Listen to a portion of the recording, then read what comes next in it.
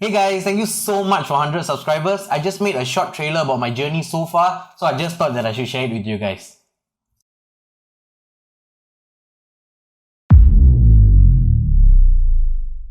You ever got those days where you sit in a room thinking, what the fuck am I doing with my life?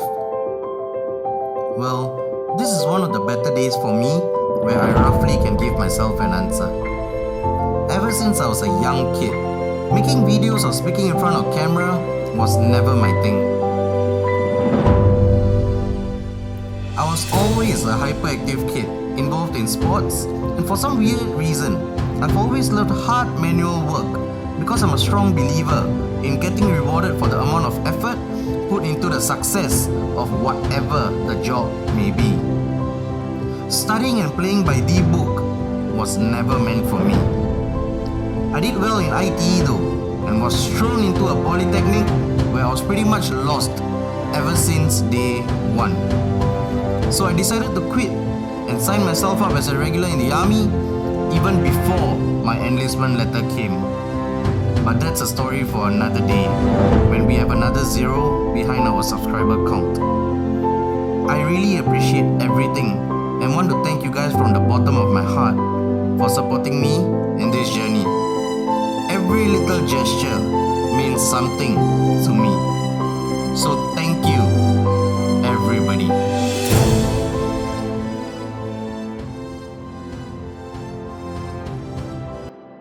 So once again, from the bottom of my heart, thank you. It may not seem like a huge milestone for everybody, but it is for me. So thank you, and please continue to support the channel. So I was on Twitter last Sunday, right? I'm just chilling after uploading like another complete episode of Stupidity. Then I saw everybody was very angst and all the attention was going towards one place. I thought it was a troll account causing nuisance all over again. But end up when I click in, it's actually a real person who have almost like 47,000 tweets causing some drama online. And trust me, it's some garbage drama. So let's go.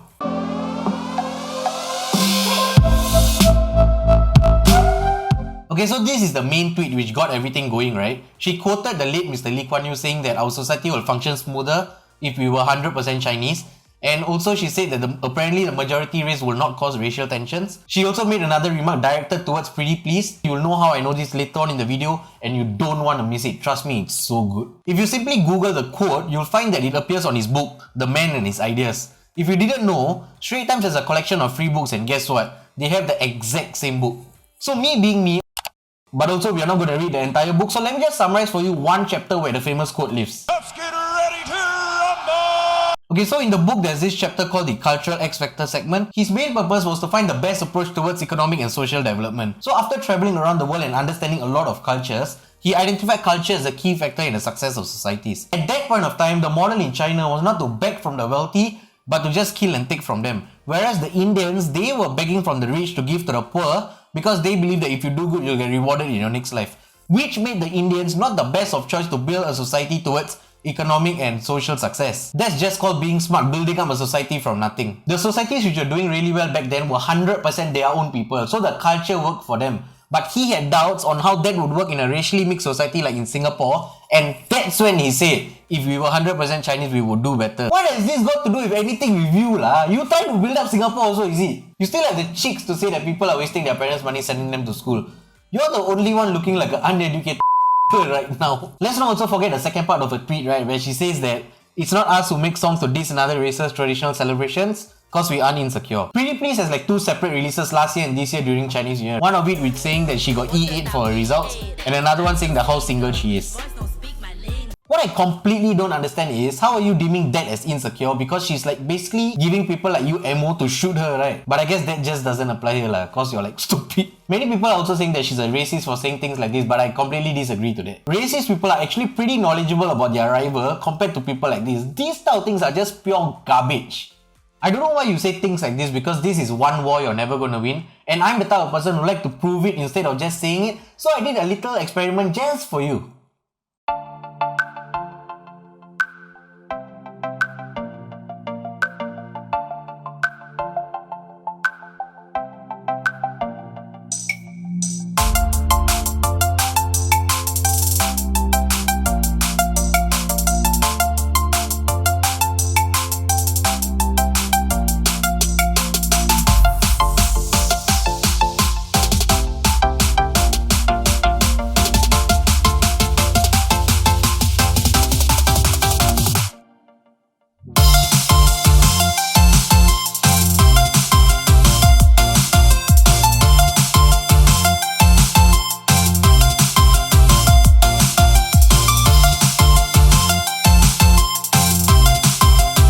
find someday then maybe you like it. You like to tweet so much nonsense, right? Tweet something good lah. You can tweet me also. The next one is really quite fun, right? She said that she never once used a racial stereotype against another race in an argument. I don't need to say much about this tweet lah.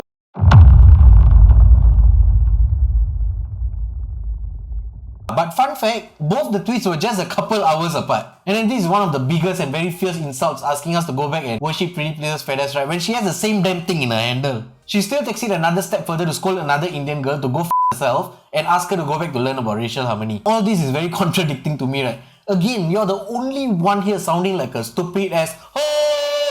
This type of content really hypes me up. She says that we don't know gratitude and in Singapore all races are treated equally and there's no favoritism to any race here. Let me take you a trip down memory lane. 2014, even BBC had to report about our famous No India, No PRC. 2015, a Chinese Muslim getting rejected for a job because she can't eat pork. No fucking shit. 2016, just because our founder of 99 Co's wife was being Indian, they couldn't rent an apartment. 2018, an Indian getting rejected even though he could speak some Mandarin but wasn't ethnic Chinese. 2019, asking someone who speaks English and Hindi to translate that into Mandarin. Oh, not forgetting she got absolutely rejected for the job. 2020, we take it to a way higher level. Fuck the job, fuck the apartment. We are on route to make our frontline warriors' life difficult as hell. Because they don't have it hard enough during working hours, right? We are chasing them out of MRT. Recently, they cannot take leave also. Kena scold stupid Malay for taking the leave. Yet you say you're educating yourself with everything which is happening right now. Are you really?